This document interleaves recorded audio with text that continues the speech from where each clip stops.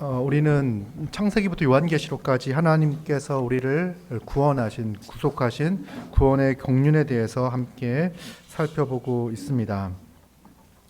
이제 사무엘상 말씀을 살펴보고 있는데요.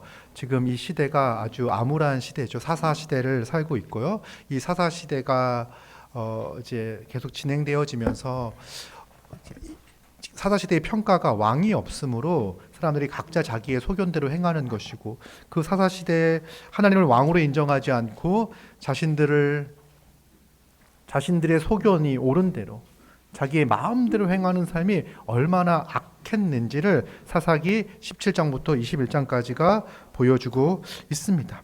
그런데 우리가 이 사무엘상 1장과 2장 전반부를 통해서 이 시대 가운데, 이 악한 시대 가운데에서 한 여인이 등장을 합니다. 어떤 시대였냐면 하나님을 왕으로 인정하지 않던 시대였죠. 그런데 이 한나라는 여인은 그 하나님을 왕으로 인정하지 않고 모두가 각자 자기 소견이 옳은 대로 행하는 이 시대 가운데서 하나님이 왕이심을 인정하고 하나님의 주권을 인정하는 자로서 하나님 앞에 서서 하나님께 간구하고 기도하고, 그리고 하나님을 찬양하고 하나님을 예배하는 모습을 볼 수가 있습니다. 이 한나의 삶의 특별함은 바로 다른 것이 아니라 하나님을 왕으로 인정하는 삶인 거죠. 그는 참 어려움을 겪었습니다.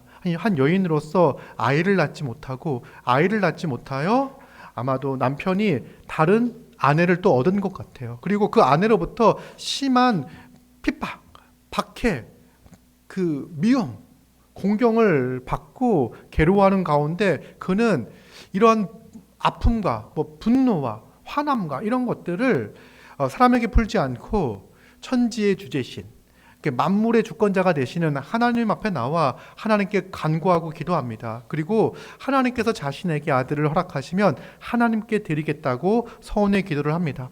그리고 하나님께서는 그 기도에 응답하셔서 사무엘을 한나에게 허락해 주셨습니다. 그리고 한나가 사무엘을 받은 다음에 이제 젖을 뗄 때까지 키웠잖아요. 그리고는 이제 여호와 앞에 사무엘을 보내기 전에 찬양을 드립니다. 지난 시간에 살펴봤던 이 찬양의 내용들, 기도의 내용들을 보면은요, 이거는 거의 선지자급, 왕 정도 수준에서 드리는 노래예요. 그래서 하나님의 그 주권과 높이시기도 하고 낮추시기도 하시는 모든 주권이 하나님께 있음을 인정하고 자신의 기쁨, 자신의 행복, 자신의 즐거움이 하나님께로부터 나온다는 것을 고백하는 찬양을 바로 2장 1절부터 10절까지 이제 드리게 됩니다. 그리고 이제 오늘 그 엘리의 아들들이 나와요. 지금 오늘 사실 좋은 날인데 이런 본문을 설교한다는 게 약간 마음에 걸리기도 하지만, 사실 지난주였으면 좋았을 것 같아요. 지난주에 그 한나의 기도와 이것이 이제 우리의 기도일 텐데, 오늘은 그 하나님을 왕으로 인정하지 않는, 하나님의 주권을 인정하지 않는 자들의 이 삶의 행실의 모습들이 등장을 합니다.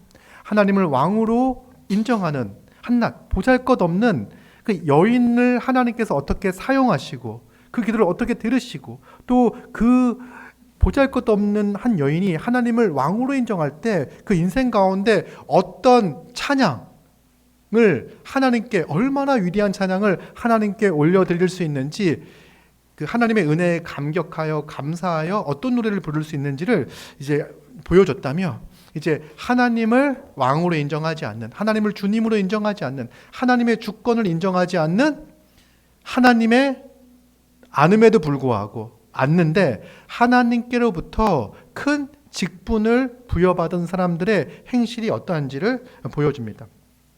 엘리의 아들들은 제사장이었습니다. 엘리가 제사장이었고 엘리의 아들들도 제사장이었어요. 그래서 이들이 하는 일이 뭐였냐면은 바로 사람들이 하나님께 제사를 드릴 때 제사를 잘 드릴 수 있도록 돕는 역할들을 했습니다. 그런데 이 12절을 보니까요, 엘리 아들들에 대한 평가가 나옵니다. 엘리의 아들들은 행실이 나빴다라고 나옵니다. 불량자다 단어를 보면요, 불량자다, 이런 평가가 딱 나와요. 행실이 나빴다고 이야기해요. 그리고 그들은 여호와를 알지 못했다라고 기록하고 있죠. 대조가 되지 않습니까? 한나의 찬양은요, 정말 여호와가 누군지를, 하나님이 누군지를 분명하게 아는 자의 고백이었어요. 그런데 하나님의 직무를 맡은, 하나님의 일을 맡은 제사장이 누굴 모르는 거예요? 하나님을 모르는 거예요. 여기서 하나님을 정말 이들은 들어보지도 못하고 몰랐을까?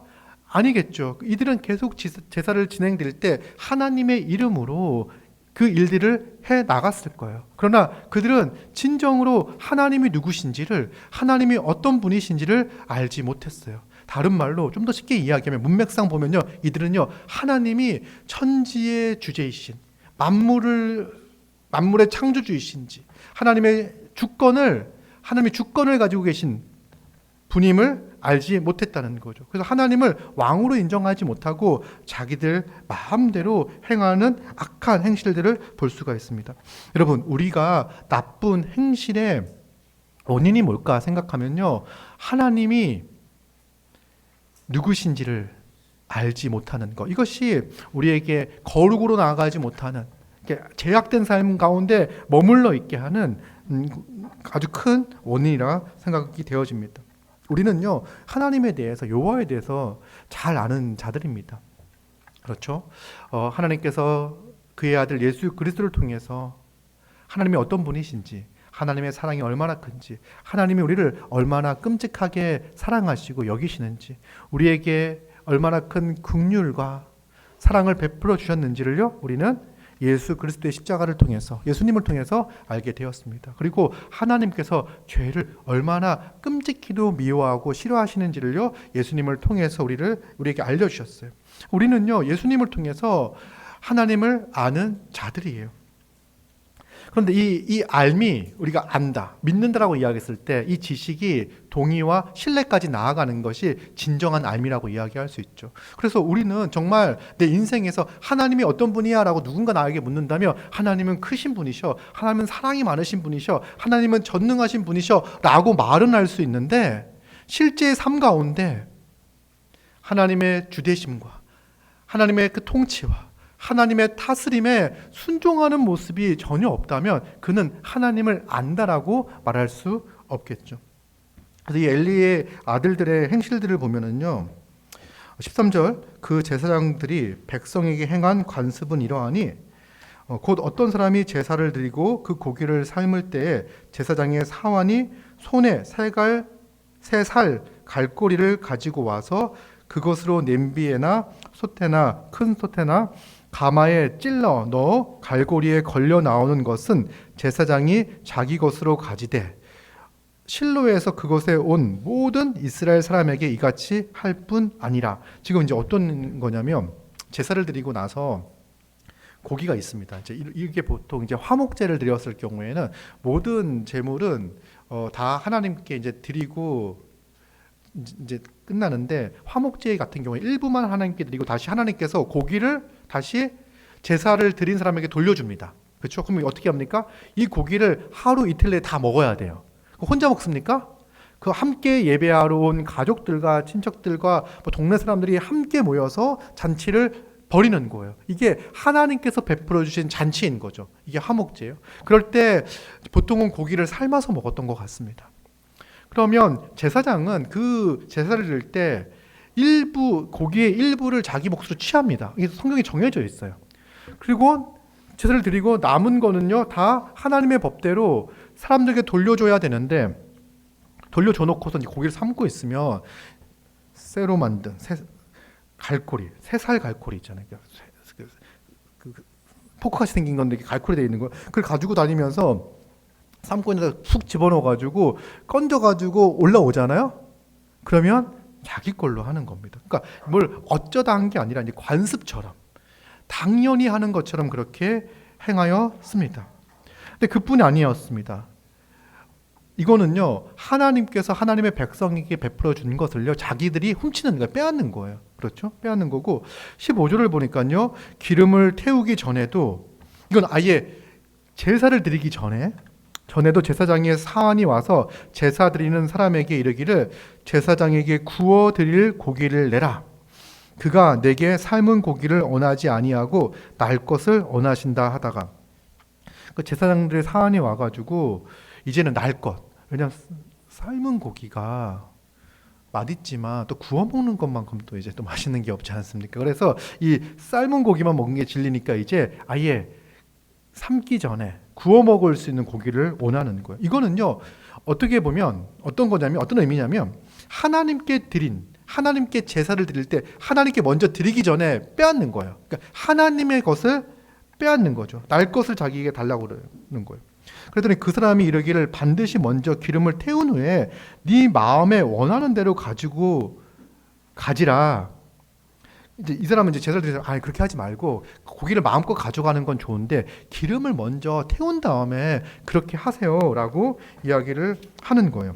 근데 왜 이렇게 이야기를 하냐면 레위기 7장 25절에 보면 이렇게 나와 있습니다. 사람이 여호와께 화제로 드리는 제물에 기름을 먹으면 그 먹는 자는 자기 백성 중에 끊어지리라. 이게 레위기에서 명령하고 있는 말씀이에요. 그래서 하나님께 드릴 이 기름을 먼저 취하여 먹게 되면 사형에 이른다, 사형에 처한다라고 하는 이 무서운 법이 규정되어져 있어요. 그러니까 하나님의 것을 빼앗는 거니까. 그래서 그렇게 하지 말라라고 이야기하는데 이들은 계속 그렇게 합니다. 그래서 이게 하나님께 제사를 드리러 오는 자들을 이렇게 방해하고 회방하고 있는 거잖아요. 이게 얼마나 큰 죄인지를 이렇게 보여주고 있습니다. 그래서 네, 그렇게 이야기하면 이제 그가 말하기를 아니라 지금 내게 내라. 그렇지 아니하면 내가 억지로 빼앗으리라. 그러니까 지금 안 주면 어차피 다 빼앗길 걸. 그러니까 조금이라도 지금 내가 달라는 목만큼 줘, 이렇게 이야기를 하는 거죠. 이거에 대한 평가가 17절. 이 소년들의 죄가 여호와 앞에 심히 크면 그들이 여호와의 제사를 멸시함이었더라. 여기서 소년이라고 표현되어져 있는데 나이는 많습니다. 나이가 많은 소년들이어서 그 엘리의 나이가 98세 때 죽거든요. 엘리가. 그러니까 이 아들들이 아무리 늦게 낳았다고 하더라도 거의 60대인 거, 60대인 소년. 그래서 늙은 소년. 우리도 다 소년이에요. 그래서 늙은 소년이었죠. 그래서 이게 여호와 앞에서 심히 큰 죄라고 평가하고 있습니다. 왜? 그들이 여호와의 제사를 멸시하는 거예요. 여러분, 제사장이 여호와의 제사를 멸시하고 있습니다. 여호와의 제사를 멸시하지 않는다면요, 이런 일을 할 수가 없습니다. 여러분, 제사가 도대체 뭡니까? 죄인인 인간이 하나님께 나아가 제 삶과 용서함을 받는 수단이 바로 제사 아닙니까? 그런데 그 용서함을 입을 수 있는 그 하나님이 만드신 그 제도 가운데 이들은요, 심각한 죄를 저지르며 사람들이 하나님께 나아가 제사하는 것을, 제사함을 받는 것을 방해하고 있습니다. 그런데 이들과 대비되는 한 소년이 등장합니다. 이 소년은 진짜 소년이에요. 사무엘은 어렸을 때 세마포 에봇을 입고 여호와 앞에서 섬겼더라. 사실 그 에봇은 제사장이 입는 옷이잖아요. 그래서 사무엘이 어렸을 때부터 이 제사장적 직무를 수행하고 있었다라는 것을 좀 볼 수가 있어요. 그리고 이게 원래 엘리 가문이 제사장 가문이고 사무엘 가문은 제사장 가문이 아니에요. 그래서 지금 이 본문은 하나님께서 그 한나의 기도처럼 그 높은 제사장 가문인 엘리 가문을 낮추시고 이제 사무엘을 들어 올리시는 거, 높이시는 그런 장면이라고 할 수 있습니다. 그의 어머니가 매년 드리는 제사를 드리러 그의 남편과 함께 올라갈 때마다 작은 겉옷을 지어다가 그에게 주었더라. 1년에 한 번 아들을 만나는 이제 시간인 거죠. 1년 만나기 전에 정말 이렇게 정성스럽게 옷을 이렇게 만들어 가지고 이제 지어 주었습니다. 작은 겉옷. 그러니까 아직 이 소년이 사무엘이 어렸다라는 것을 보여줍니다. 그때 이제 엘리가 제사장이 그 엘가나, 한나의 남편, 사무엘의 아버지 엘가나와 그의 아내에게 축복합니다. 여호와께서 이 여인으로 말미암아 내게 다른 후사를 주사 이가 여호와께 간구하여 얻어 바친 아들을 대신하게 하시기를 원하노라 하였더니 그들이 자기 집으로 돌아가매 여호와께서 한나를 돌보시사 그로 하여금 임신하여 세 아들과 두 딸을 낳게 하셨고 아이 사무엘은 여호와 앞에서 자라니라. 그래서 그 엘리가 축복하여 주고 하나님께서는 또 이제 한나에게 아들 셋과 딸 둘을 더하여 주십니다. 그래서 이게 이 암울한 현실 가운데에서도 하나님께서 희망을 주시는 그런 모습들을 보게 합니다. 이제 그러면서 이제 엘리가 등장하는데, 지금 이제 그 등장 인물이 엘리의 아들들이 있었고 그다음에 사무엘에 있었죠. 그리고 이제 엘리에 대한 본격적인 설명이 있습니다. 엘리가 매우 늙었더니 그의 아들들이 온 이스라엘에게 행한 모든 일과 횡막 문에서 수종드는 여인들과 동침하였음을 듣고, 그러니까 온 이스라엘에게 행한 모든 일이 뭡니까? 제사를 드릴 때마다 이 실로에서 그 고기를 훔치고 이 고기를 빼앗기 위해서 사람들을 괴롭혔던 이 일을 듣게 됩니다. 그리고 그뿐만이 아니라 그 해막의 일을 돕고 있는 여종들이 있었는데 이 여인들을 범하는 그런 죄를 저지르게 됩니다. 이 소식을 들었어요. 그래서 이제 그들을 불러서 말합니다. 아버지의 권위를 가지고 말하겠죠. 너희가 어찌하여 이런 일을 하느냐? 내가 너희의 악행을 이 모든 백성에게서 듣노라. 내 아들들아, 그리하지 말라. 내게 들리는 소문이 좋지 아니하니라. 너희가 여호와의 백성으로 범죄하게 하는도다. 사람이 사람에게 범죄하면 하나님이 심판하시려니와 만일 사람이 여호와께 범죄하면 누가 그를 위하여 간구하겠느냐. 이렇게 이제 너희들의 좋지 않은 소문이 너무 많이 들린다. 그러니까 그렇게 하지 말라. 너희들이 하는 것은 여호와의 백성으로 범죄하게 하는 거다. 그리고 제사장의 직무가 잘 감당하지 못하면 사람들이 하나님께로 지은 죄를 누가 중재하겠느냐, 이렇게 얘기하는 거예요. 사실 이것도 엘리가 정말 아들들의 행실을 몰랐을까요? 지금 너무 이 행실이 악해서 엘리 귀 앞까지 들리게 된 거예요. 그래서 그때서야 이제 아들들에게 이야기하는 거예요. 사실은 아들들이 제사장 역할을 할 때부터 잘 주의하여 살펴가지고 그들이 그 직무를 잘 감당할 수 있도록 했어야 되는 게 엘리의 역할이었습니다. 그런데 그런 역할을 감당하지 않고 있다가 그 악이 정말 가득 찼을 때, 더 이상 멈추기 힘든 그런 상황이 되었을 때, 그때 가서 이야기를 합니다. 근데 그 이야기를 들었을 때, 그 말을 들었을 때, 아버지의 훈계를 들었을 때 어떻게 반응하죠? 25절 중간에 보면요, 그들이 자기 아버지의 말을 듣지 아니하였으니, 그러니까 자기 아버지의 말을 듣지 않았다라고 이야기합니다. 이는 여호와께서 그들을 죽이기로 뜻하셨음이었더라. 이들의 죄가 정말 하나님께서 죽음으로 다룰 만큼 심각한 죄였다는 것을 알 수 있고, 아버지의 이 말에 대해서 그들은 듣지 않습니다. 여러분, 그런데 이렇게 아버지가 이야기하고 듣지 않았구나라고 끝날 수 있는 상황이 아니에요. 오늘 우리가 그 하이델베르크 요리문답에서도 제 5계명에 대해서 배웠잖아요. 사실 엘리는요 제사장이었죠. 근데 엘리는 제사장이었을 뿐만 아니라 사사였습니다. 사사가 하는 일이 뭐죠? 사사는 재판관이에요. 그래서 하나님의 법을 적용하는 재판관이 사사였습니다. 왜 사사 시대는 왕이 없었냐면, 왕은 하나님이셨고 하나님께서 왕이시기 법을 정하셨잖아요. 율법을 정하셨잖아요. 그래서 그 법을 집행하고 시행하는 사람이 사사들이었어요. 그럼 이 엘리는요, 그 전부터 이 잘못된 아들들의 악행에 대해서 바로 지적하고 법을 적용했어야 됐어요. 근데 그렇게 하지 않아요. 그리고 이 아들들이 자기 아버지의 말을 듣지 않는 게 얼마나 심각한 죄냐면, 신명기 21장 18절부터 21절까지 이렇게 나와 있습니다. 신명기 21장 18절에서 21절. 사람에게 완악하고 패악한 아들이 있어 그의 아버지의 말이나 그 어머니의 말을 순종하지 아니하고 부모가 징계하여도 순종하지 아니하거든 그의 부모가 그를 끌고 성문에 이르러 그 성읍 장로들에게 나아가서 그 성읍 장로들에게 말하기를 우리의 이 자식은 완악하고 패역하여 우리 말을 듣지 아니하고 방탕하여 술에 잠긴 자라 하면 그 성읍의 모든 사람들이 그를 돌로 쳐 죽일지니 이같이 내가 너희 중에서 악을 제하라 그리하면 온 이스라엘이 듣고 두려워하리라. 여러분, 부모를 공경하고 부모님 말씀에 순종하는 이 계명에 대한 좀 구체적인 말씀인데 이게 되게 중요하고 엄중하고 심각하게 다루고 있는 것을 알 수가 있습니다. 그렇죠.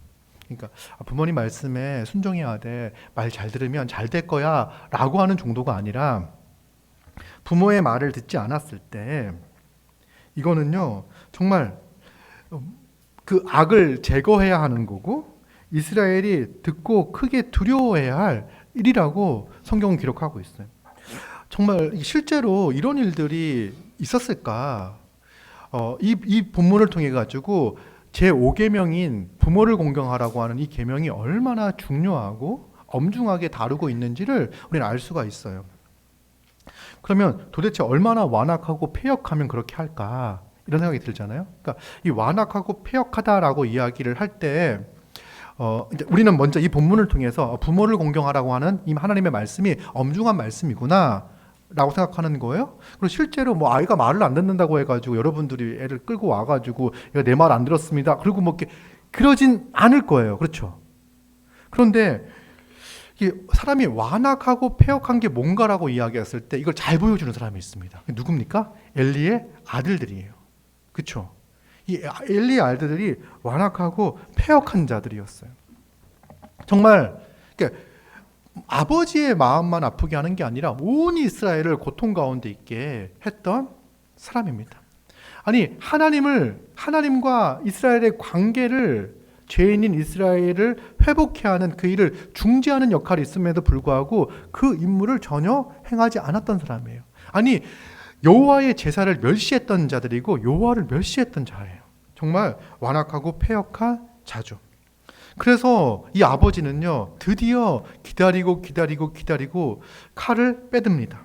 말로 하는 거죠. 말로 그렇게 하지 말아라라고 이야기하죠. 말로 하고 그들이 순종하지 않습니다. 그러니 거기서 끝났어요. 사실 18절을 보면요, 21장 18절을 보면요, 말을 순종하지 아니하면 어떻게 하면 그 다음 단계가 있습니다. 부모가 징계하는 거예요. 부모가 징계한다고 하면요, 그 엘리는 단순한 부모가 아니에요. 그렇죠? 제사장이자 사사잖아요. 그러면 당장 뭐부터 금지시켜야 됩니까? 제사장의 역할, 임무를 하는 것을 정지시켜야죠. 그래서 더 이상 그들을 통해서 이스라엘이 범죄하는 것을 막아야 되는 거고 그들이 그 범죄를 계속 하는 것들을 막아야 되는 거예요. 근데 말을 하고 말을 듣지 않으니까 그냥 내버려 두는 거예요. 이 두 번째, 부모가 징계해야 되는 이 역할을 하지 않습니다. 본인은 지위도 있고 권위도 있었어요. 그러나 그걸 행사하지 않습니다. 그렇게 했던 이유가 뭘까요? 29절을 보면은요, 내 아들들을 나보다 더 중히 여겼다라고 말씀하십니다. 하나님 뭐라고 말씀하시냐면 엘리는 하나님보다 자기의 아들을 더 중요하게 생각했다라고 평가하시는 거예요. 왜 엘리가 그의 아들들이 완악하고 패역한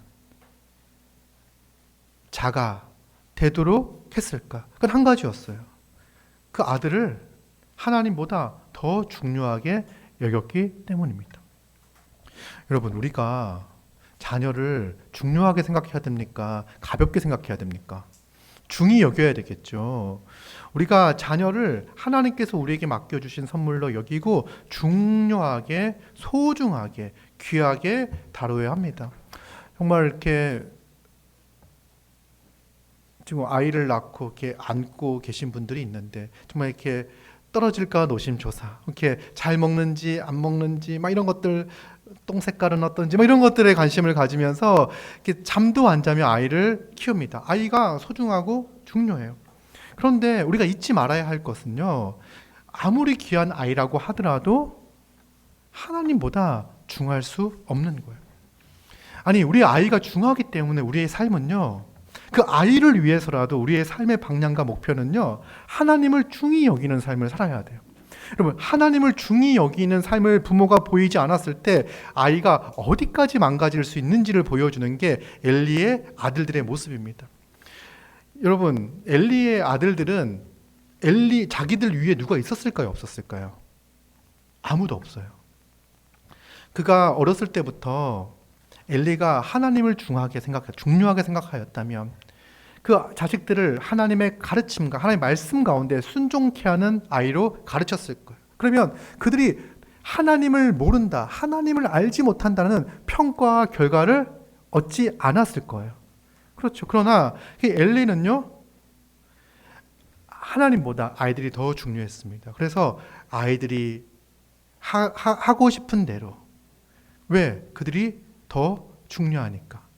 그들의 마음을 다치지 않고 그들이 원하는 것들을 다 해주는 방향. 그래서 순종과 말씀에 대한 순종과 이런 것들을 잘 가르치지 않았던 것 같아요. 이게 하나님께서 엘리에 대한 평가예요. 결국은 뭐냐면 그 결과가 하나님께서 엘리의 집에 저주를 내리십니다. 여러분, 이 이스라엘이 엉망이잖아요. 지금 사사시대 때. 그 최후의 보루가 뭐냐면 이 하나님께서 정하신 이 직분자들이 있잖아요. 이 직분.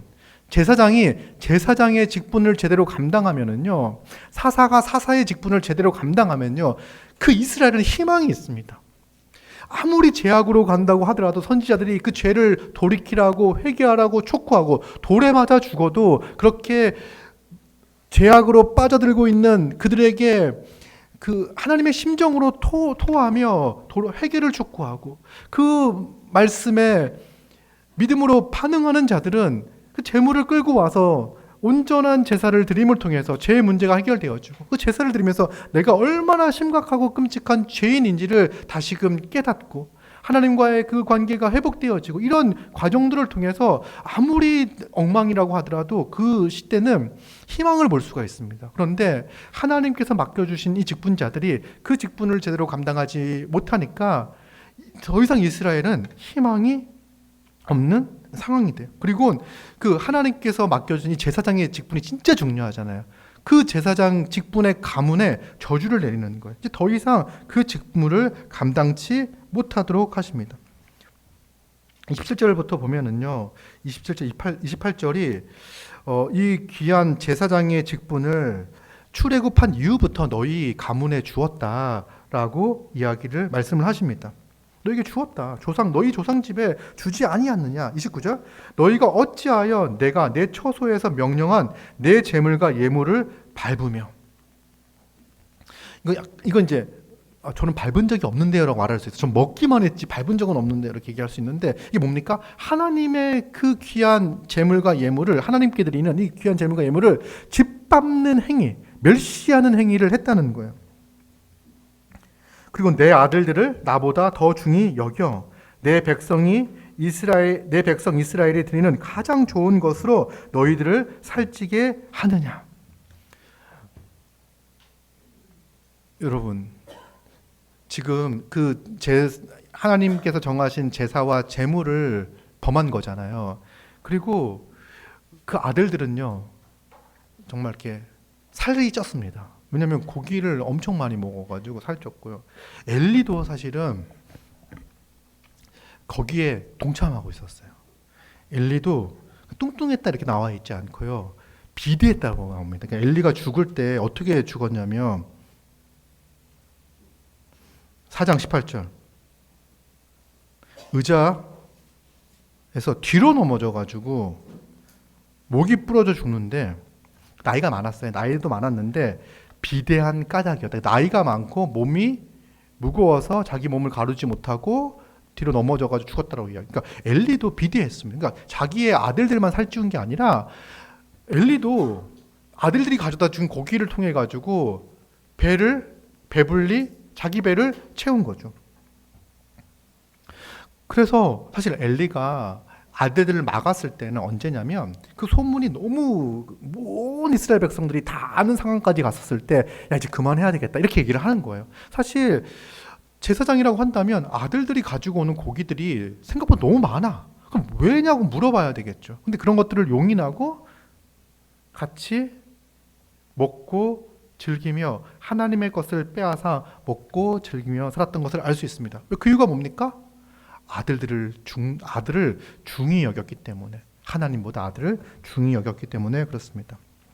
그래서 30절, 그러므로 이스라엘의 하나님 나 여호와가 말하노니 내가 전에 내 집과 내 조상의 집이 내 앞에서 영원히 행하리라 하였으나 이제 나 여호와가 말하노니 결탄코 그렇게 하지 아니하리라. 중요한 말씀. 나를 존중히 여기는 자를 내가 존중히 여기고 나를 멸시하는 자를 내가 경멸하리라. 그래서 이들의 엘리 가문에 대한 평가는 나를 멸시하였다. 하나님을 멸시하였다라고 평가하는 거예요. 그래서 보라 내가 내 팔과 내 조상의 집 팔을 끊어 내 집에 노인이 하나도 없게 하는 날이 이를지라. 노인이 하나도 없다는 이야기는 이제 안티에이징 이런 거 아니라 젊었을 때 아이들이 젊었을 때 이제 생명을 하나님께서 거두어 가시겠다라고 하는 거예요. 이스라엘에게 모든 복을 내리는 중에 너는 내 초소의 환난을 볼 것이요 내 집에 영원토록 노인이 없을 것이며. 그러니까 하나님께서 이스라엘에게 모든 복을 내리시겠다고 약속하세요. 그때 너희의 거처는 없을 것이다. 내 제단에서 내가 끊어버리지 아니할 내 사람이 내 눈으로 세잔하게 하고 내 마음을 슬프게 할 것이요 내 집에서 출산되는 모든 자가 젊어서 죽으리라. 내 두 아들 홈리와 비느하스가 한 날에 죽으리니 그들이 당할 그 일이 내게 징표가 되리라. 그리고 이제 내가 나를 위하여 충실한 제사장을 일으키리니 그 사람은 내 마음 내 뜻대로 행할 것이라. 내가 그를 위하여 견고한 집을 세우리니 그가 나의 기름 부음을 받은 자 앞에서 영구히 행하리라. 그리고 내 집에 남은 사람이 각기 와서 은 한 조각과 떡 한 덩이를 위하여 그에게 엎드려 이르되 청하노니 내게 제사장의 직분 하나를 맡겨 내게 떡 조각을 먹게 하소서 하리라 하셨다 하리라. 이게 이제 엘리 집에 내리는 이 저주의 내용입니다. 이 저주의 내용을 통해서 이제 살펴볼 수 있는 게 하나님께서 왕이시고 주님이시라는 사실을 이제 기억하게 알게 해요. 한나의 고백처럼 지금 이스라엘은 왕이 없다, 하나님이 없어서 자기의 소견대로 행하는 그런 상황이잖아요. 그런데 그렇지 않은 거예요. 하나님께서는요 왕으로서 심판하십니다. 사실은 왕으로서 심판하고 판단하는 그 역할을 누구에게 맡겼습니까? 사사에게 맡겼잖아요. 그러니까 사사가 하나님을 하나님으로 인정하고 그 직무를 잘 감당했다면, 제사장들이 하나님을 하나님으로 인정하고 그 직무를 잘 감당했다면 이스라엘이 이렇게 저주 가운데 놓이는 일이 없을 거예요. 그들이 그 직분을 잘 감당하지 못했었습니다. 그런데 한나의 고백처럼 여전히 하나님은 그럼에도 불구하고 이스라엘의 왕이세요. 만왕의 왕이세요. 그분은 능력이 많으시고 지혜가 풍성하시며 그분은 아무것도 없는 상황 가운데에서도 생명을 주시고 죽음의 상황 가운데 생명을 주시고 낮은 자를 들어 올릴 수 있는, 높이실 수 있는 분이세요. 그리고 높은 자들을 한순간에 낮출 수 있는 분이십니다. 이 저주의 내용이 바로 한나의 고백처럼 높은 자를 낮추시고 낮은 자를 높이시는 말씀이죠. 이 저주는요 엘리 가문에게 있어서는 저주이지만 또 한편으로는 희망과 소망의 말씀이, 약속이 담겨져 있습니다. 뭡니까? 이스라엘에게 모든 복을 내리는 중에 그 엘리 가문의 저주를 받는다는 거는요 한편으로는 이제 그 이스라엘의 그 지긋지긋했던 고통, 이방 족속, 가나안 족속, 특히 블레셋 족속으로부터 당했던 이 고통에서 벗어나 이 빈군과 약탈과 이 죄악과 그 가나안 문화에 찌들어 그 악함을 일삼던 삶에서 벗어나 하나님이 베풀어 주시는 복을 누리며 살 것을 기대할 수 있는 거예요. 그리고 이제는 그 하나님 앞에서 악을 행하던 엘리 가문이 무너지고요. 하나님께서 하나님을 위하여 충실한 제사장을 일으키실 것이라는 기대와 소망을 갖게 합니다. 이를 통해서 우리는 알 수 있는 것이 하나님은 왕으로 이스라엘을 통치하신다는 사실을 알 수 있습니다. 그래서 이제 우리가 생각할 것은 이 말씀을 보면서 정말 내가 내 인생 가운데 하나님을 왕으로 인정하며 살고 있는가 한번 스스로 점검해 보게 됩니다. 엘리 아들들은 하나님을 왕으로 인정하지 않는 자의 모습을 가지고 살아갑니다. 엘리도 하나님보다 다른 것을 더 사랑하는 사람의 모습을 가지고 살아요.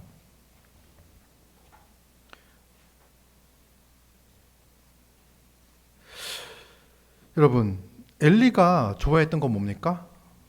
그의 아들들이잖아요. 사람이에요.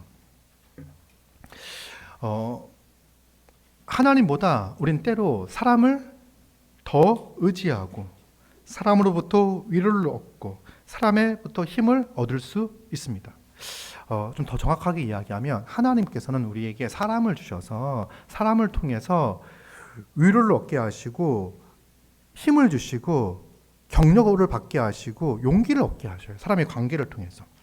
하나님은 인간을 만드실 때 홀로 존재하는 존재로 만들지 않으시고 함께 살아가는 존재로 만드셨습니다. 근데 함께 살아간다는 것도 어느 정도의 함께 살아가는 거냐면 아담과 하울을 창조하실 때 독특하게 창조하시면서 아담으로부터 갈빗대를 취해서 하와를 만드시잖아요. 그래서 아담은 하와를 한 몸으로 인식하고 자기로 인식하고 하와 또한 아담을 자기로 인식해요. 그래서 아담과 하와는 둘이지만 하나처럼 존재하는, 하나처럼 자기들을 인식하는 그런 존재로 창조하셨습니다. 그래서 사람은 사람으로부터 힘을 얻고 위로를 얻습니다.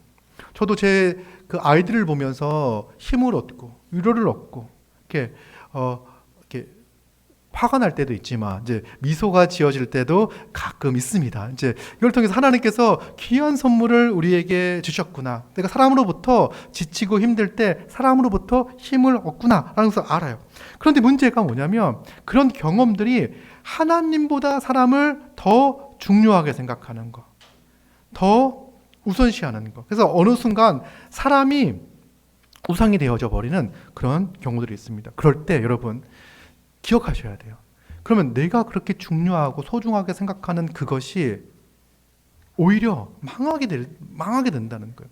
진짜 그거를 내가 소중하게 생각하는 가족이라든지 뭐 자녀라든지 부모님이라든지를 가장 사랑하는 방식은 뭐냐면, 특히 우리 아이를 키울 때 가장 사랑하는 방식은 뭐냐면 하나님을 하나님으로 인정하는 삶을 살아가는 거예요. 그리고 그들에게 하나님이 살아계심을 알려주는 거예요. 근데 알려준다는 것은 우리의 행실을 통해서, 말씀으로 물론 가르쳐야 되죠. 말씀으로 가르칠 뿐만 아니라 우리의 행실을 통해서 하나님이 살아계심을 아이들에게 본을 보여야 하는 거죠. 그래서 이거는 말로만이 아니라 실제가 되어야 되는 거죠. 엄마 아빠는 하나님을 사랑한다고 하면서 실제로는 나를 더 사랑하는 것 같아 라는 생각을 갖게 하는 행동들은 잘못됐다는 거예요.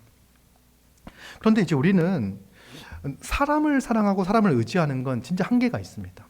그래서 사람을 의지했을 때 사람으로부터 오는 실망감을 더 크게 경험하게 돼요. 그래서 또 사람은 그 사람보다 더 의지하는 게 있어. 그게 뭐냐면 돈이야. 사람은 변하지만 돈은 변하지 않아. 그래서 돈을 사랑하는 거예요. 돈을 사랑해. 그 탐심과 탐욕이 자기 배를 채우는 거예요. 그래서 이들을 보면요, 그러니까 엘리도 결국은 아들들을 사랑했고 아들들을 사랑함을 통해서 자기의 삶이 풍요로웠어요. 이해가 되세요? 엘리는 하나님의 제사장이었지만 하나님으로부터 주어진 것으로 풍성하다고 생각하지 못하고 하나님을 업신여기는, 멸시하는 아들들로부터 취해진 것들을 통해서 그는 배불리 먹었어요. 그리고 그걸 통해서 절대 권위를 가졌던 것 같아요. 그러니까 고기를 빼앗는 장면을 보면요, 되게 이렇게 폭력적이잖아요. 빼앗는다. 이런 것들이요. 두 아들들이 아버지 밑에서 행했던 일들이에요. 그러면서 그들은요, 그 제사장이라는 종교적 지위를 이용해 가지고 부를 축적했습니다. 이게 이제 하나님보다 사람을 더 중요하게 여기고 하나님보다 돈을 더 사랑하는 자들의 삶의 모습입니다. 결국 우리가 하나님보다 사람과 돈을 더 의지하고 사랑하고 섬길 때 모든 것을 잃는다는 사실들을 오늘 본문을 통해서 좀 알았으면 좋겠습니다. 그러면서 이들이 그렇게 했던 이유는 뭐냐면 하나님을 멸시했기 때문에 그렇잖아요. 엘리의 두 아들들은 하나님을 멸시했습니다. 그들의 인생 가운데, 삶 가운데 하나님을 왕으로 인정하지 않고 마치 자기가 무엇이 된 거냐, 하나님인 거냐, 그렇게 행동을 했습니다. 자기 마음대로 행했습니다. 그러면서 우리도 한번 생각을 해봅니다. 스스로. 정말 내 삶 가운데, 내 모습 가운데, 내 행동 가운데, 일주일의 삶 가운데 하나님을 왕으로 인정하지 않는 모습은 또 어떤 모습일까? 내 인생이 하나님을 존중하지 않고 멸시하는 태도는 무엇일까? 말로는 하나님이 최고입니다라고 이야기하지만 실제로는 그렇게 행동하지 않는 거. 여러분, 이거는요 정말 멸시하는 방식이거든요. 아내를 사랑한다라고 이야기하면서 행동으로는 다른 행동들을, 다른 여자를 만나러 다니고, 이런 거는요 정말 이렇게 멸시하는 방식인 거죠. 혹시 우리가 하나님에 대해서 그런 행동과 그런 태도와 그런 모습을 보이고 있진 않은지 한번 돌아보고 점검해 보았으면 좋겠습니다. 여러분, 우리는 주일날 말씀을 듣기 위해서 교회에 모입니다. 말씀을 듣습니다. 또 열심히 말씀을 받아 적고 또 그 말씀을 나눕니다. 여러분, 그런데 말씀을 배우고 알고 새로운 사실들을 알게 되었을 때 우리가 즐겁고 기쁠 수 있어요. 공부하기 좋아하는 사람들은요 약간 이상하지만 그런 증상들을 보입니다. 그런데 거기서 끝나는 거죠. 그리고 정말 그 말씀을 붙잡고 그 말씀 앞에 순종하며 그 은혜를 깊이 알아 하나님을 찬양하며 감사하며 기뻐하기 위하여 말씀을 묵상하고 생각하고 그 말씀 앞에 겸손히 자신을 낮추는 모습이 있는지를 돌아봅니다. 우리는 어쨌든 그 말씀 앞에 우리를 세우기 위한 여러 가지 장치들을 합니다. 그래서 설교를 듣게 하고 또 그 말씀을 진지하게 받아 듣고 또 적을 수 있기 편하게 위해 책상까지 깔아주고, 그리고 이제 끝나면 잊지 않도록 설교 나눔을 하고, 그리고 또 그렇게 정리해도 안 보고 까먹고 막 설교 노트를 들고 다닐 수가 없으니까 카드 뉴스까지 만들어가지고 월요일날 올려주고 해요. 그런데 그 모든 말씀 앞에서 우리의 태도는 말씀을 멸시하고 경멸하는 태도로 살아갈 수 있다는 거예요. 앞에서는 말씀이 귀하고 중요하고 소중합니다라고 이야기하지만 실제 삶에서는 그 말씀 앞에 우리 자신을 낮추지 않고 살아갈 수 있다는 거예요. 여러분, 다른 게 아니에요. 말씀 앞에 자신을 세운다는 거는요, 하나님의 은혜에 집중하라는 거예요. 순종한다고 했을 때 뭘 해야 된다 말아야 된다라고 하는 두 번째 문제예요. 하나님께서 우리에게 허락하신 그 은혜를, 들은 말씀을 붙잡고 일주일 동안 깊이 묵상하는 거예요. 하나님의 은혜가 얼마나 큰지를 기억하고 생각하고 그 말씀에 대한 믿음의 반응으로서 찬양하고 예배하고 감사와 영광을 올려드리는 거죠.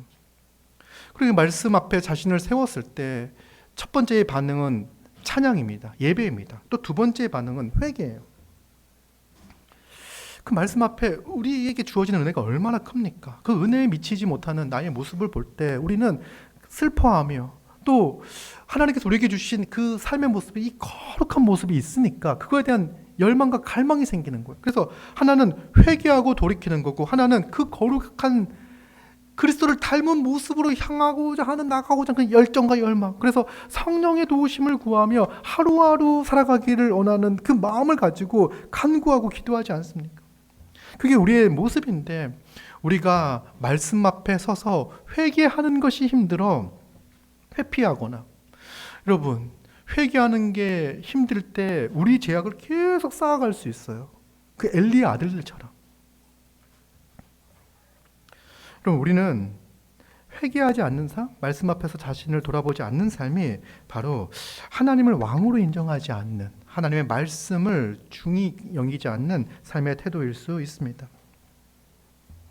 우리는요, 자기를 돌아보는 존재예요. 그렇지 않습니까? 우리는 무엇을 위해서 자기를 돌아보냐면 성공과 성장을 위해서 끊임없이 자기를 돌아봅니다. 나의 성공과 나의 성장을 위해서 오늘 하루 잘 살았나? 나에게 부족한 게 무엇이 있나? 이런 부분들에 대해서는 계속해서 생각하고 고민하고, 그리고 그렇게 못 살았다고 하면 후회하고, 더 열심히 했어야 되는데, 이런 것들을 생각합니다. 어떤 생각을 하는 거냐면 어떻게 갈고리를 더 많이 잘 만들까? 이거에 대한 묵상은 계속하는 거예요. 그래서 어떻게 다른 사람의 것들을 더 뺏어내서 내 배를 채울까라고 하는 생각들은 한다는 거예요. 그러나 거룩에 대한 소망과 열망은 가지지 않고 살아갈 수 있다는 거죠. 그것이 바로 하나님을 멸시하는 태도이죠. 여러분, 우리가 말씀 앞에 자신을 비추며 살아가지 않을 때 그 결과 회개하지 않습니다. 다른 말로 그리스도께 나아가지 않는다는 말이에요. 거룩을 소망하고, 그러니까 그리스도의 온전한 성품을 소망하지 않는다는 거예요. 왜? 다른 것들로 채워져 있으니까, 다른 것들을 더 중히 여기고 있으니까, 그 중히 여기는 것들을 또 묵상하고 또 묵상하고 또 묵상하고 살아가는 거죠. 우리는 이 자아라는 우상이 있어요. 이 자아, 이걸 이제 성경은 이제 자기 배를 위한다 이렇게 이야기하죠. 어쨌든 우리가 욕구가 있어요. 탐심이라고 부를 수도 있고 정욕이라고도 부를 수 있는 어떤 욕구가 있어요. 그 욕구가 선해 보이는 욕구일 수도 있어요. 근데 그 모든 것들이 말씀 앞에서 괜찮은가 점검해보고 돌아보아야 합니다. 정말 나는 하나님을 왕으로 인정하며 살아가는가? 이렇게 생각하면서 정말 내 모습은 이제 엘리의 아들들과 비슷한가, 가까운가, 사무엘과 가까운가? 사무엘은 정말 어린 아이가 어렸을 때부터 정말 이렇게 여호와 앞에서 여호와를 섬기며 자라갑니다. 자기 인생은 하나님께 드려진 인생이다라는 것을 받아들여요. 그리고 그 삶에 대한 불평과 원망이 없어요. 주를 위해 살아가는 삶이에요. 그 삶이 그에겐 기쁨이 되는 삶인 거죠. 우리는 어디에 더 가깝습니까? 엘리의 아들들과 가깝습니까? 아니면 사무엘과 가깝습니까? 하나님은 주님이시고 왕이시기 때문에 이 절망적 상황 가운데서도 희망을 주십니다. 그렇죠? 하나님은 절망적 상황 가운데서 희망을 주셔요. 이스라엘이 정말 이렇게 사사 시대 말기에 가면은요, 지금 엘리도 사사였으니까 거의 말기로 가면 정말 엉망인데 지금 제사가 완전히 무너진 거를 보여주고 있는 거예요. 절망적이지 않습니까? 그리고 그 중요한 직분을 맡은 가문이 이제 저주를 받아가지고 완전히 망해버릴 거라고 이야기를 하고 있는 거예요. 그런데 이 절망적인 상황 가운데서도 하나님은 사무엘을 준비하시는 거예요. 사무엘을 준비시키셔서 하나님은 이스라엘이 모든 복을 받을 것임을, 그리고 충실한 제사장을 일으켜서 정말 하나님이 세우신 이스라엘의 부합한 자가 되게 하시고 이스라엘을 회복시킬 것을 약속해 주십니다. 이게 하나님께서 일하시는 방식인데요. 한나는 이 절망적인 상황 가운데서 하나님께 기도했습니다. 그러면 우리가 절망을 겪는 것은 상황이에요. 그렇죠? 우리가 어떤 상황을 보면 우리는 절망감을 가지게 돼요. 그때 이 절망적 상황을 놓고 기도했더니 하나님께서 사무엘이라는 아들을 주심으로써 응답해 주세요. 그리고 자기 개인의 삶의 문제만 해결하시는 것이 아니라 왕이신 하나님께서는 하나님 나라를 회복하는 놀라운 일을 그 한나의 기도의 응답을 통해서 써 가시는 거예요. 이 절망적 상황 가운데서도 우리는 굴하지 않고 하나님을 의지하고 기도하며 주를 의지하며 용기를 가지고 살아갈 수 있구나라는 희망을 가질 수 있습니다. 그런데 우리가 어디서 또 한 번 더 절망을 하냐면 존재에서 절망을 해요. 뭐냐면 제가 이제 물어봤잖아요. 우리가 엘리의 아들들과 같습니까? 사무엘과 같습니까? 라고 물어봤잖아요. 근데 우리가 가만 보면요, 우리는요 엘리의 아들들과 더 비슷한 자들입니다. 여러분, 우리도 기회만 있다면요, 기회가 있고 그 누구도 우리를 터치하지 않는 그 상황이 되었을 때 분명히 우리의 욕심과 탐심과 정력을 채우는 방식으로 살아갈 거예요. 그것이 우리 안에 있는, 우리 내면에 있는 꿈틀꿈틀거리고 있는 이 탐심과 욕망과 정력의 그 불길 보면요, 그런 방향으로 향해 가고 있는 것이 우리 존재예요. 우리는 정말 이렇게 작은 것에 불평하고 원망하며 희망을 잃어버리며 이렇게 살아가는 그런 존재예요. 그리고 거룩을 향해 나아가겠다고 하지만 금방 픽픽 쓰러지는 존재예요. 아니, 거룩을 꿈꿀 수도 없는 존재예요. 우리가 생각하는 모든 것들이 악하다라고 평가받을 수 있는 존재예요. 어떻게 보면요, 우리가 아까 얘기했던 것처럼 앞에서는 하나님의 말씀을 사랑합니다라고 이야기하지만 실제 우리의 삶의 모습을 보면 여전히 나를 왕으로 생각하며 주인으로 생각하며 하나님보다 다른 것들을 더 중히 여기며 살아가고 있는 삶의 모습이 내 모습처럼 보이는 게 현실이에요. 그래서 우리는요, 존재 가운데 절망할 수밖에 없어요. 나의 존재를 볼 때 내가 엘리야와 같이, 엘리의 아들들 같이, 엘리의 가문처럼 망하게 된 존재구나 라고 하는 것을 인식할 수밖에 없다는 거예요. 그런데 하나님은요, 절망 가운데서도 희망을 주십니다. 놀라운 변화가 뭔지 아십니까? 우리의 상황이 여전히 변화되지 않았을 수도 있어요. 그런데 놀라운 거는요, 우리의 존재가 변화되었다는 거예요. 우리가 우리의 존재에 절망하는 그 순간에 하나님께서 말씀하세요. 맞아. 너의 그 엘리의 아들들과 같은 그 탐심과 정욕과 우상 숭배와 자아사랑, 이거에 대해서 하나님께서 진노하시고 심판하셨다고 말씀하세요. 그리고는요, 우리에게 말씀하십니다. 이미 그리스도를 통하여 우리가 받아야 할 그 저주를 이미 다 내리셨다고 말씀하세요. 우리는요, 엘리의 아들과 같은, 엘리야와 같은 모습으로 하나님 앞에 서요. 두려움과 떨림으로 서요. 근데 하나님 뭐라고 말씀하시냐면 이미 그 형벌을 하나님의 아들 예수 그리스도께서 친히 담당하셨다라고 이야기를 해요.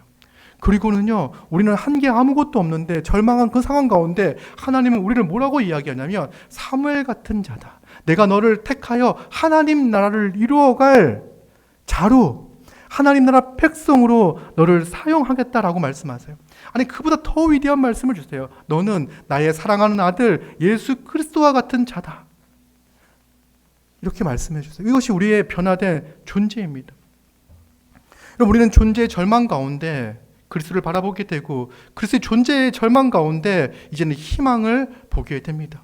우리는 우리의 잘남이 아니라, 우리의 노력이 아니라, 우리의 애씀이 아니라 오직 그리스도의 은혜로 말미암아 변화된 존재가 되었습니다. 이제는 충성스럽게 주를 위하여 살아갈 수 있는 자, 사랑할 수 있는 자 되었습니다. 이제는 우리는 하나님의 말씀을 사랑하며 그 말씀을 기쁨으로 순종하는 자가 되었습니다. 물론 넘어지고 실패하고 넘어질 때가 있습니다. 그럴 때마다 우리가 그리스도를 바라보고 그리스도를 힘입어 다시 일어설 수 있는 자가 되었습니다. 우리는 이전에 어디로 가야 할지 몰랐던 자가 되었는데 성령의 조명하심 가운데 우리의 목표와 이상이 분명하게 세워졌습니다. 우리는 거룩을 향하여 하나님을 닮은 자로서 그리스도의 그 형상으로, 하나님의 형상으로 자라가는 자가 되었습니다. 우리는 세상의 것을 가지고 풍성함을 누리는 존재가 아니라 그리스도로 풍요로움과 풍성함을 누리는 존재가 되었습니다. 이것이 하나님께서 우리에게 만들어주신 존재의 변화입니다. 그래서 왕이신 하나님께서 우리를 구원하여 주시고 우리의 왕이 되어 주셨습니다. 우리를 사랑 가운데 인도하시고 우리를 보호하시고 우리를 지키시고 어떤 어려움과 어떤 절망적 상황 가운데서도 우리와 함께 하신다는 그 기대와 소망을 가질 수 있습니다. 이것이 바로 변화된 존재, 왕이신 하나님을 왕으로 섬기는 하나님 백성의 특권입니다. 축복입니다. 이 복이 우리 가운데 있음을 기억하고 하나님을 찬양하며 하나님을 예배하며 하나님께 영광을 올려드리는 우리 모두가 되기를 소망합니다. 그래서 진짜 자기를 위한 가짜 제사가 아니라 하나님을 위한 진짜 예배를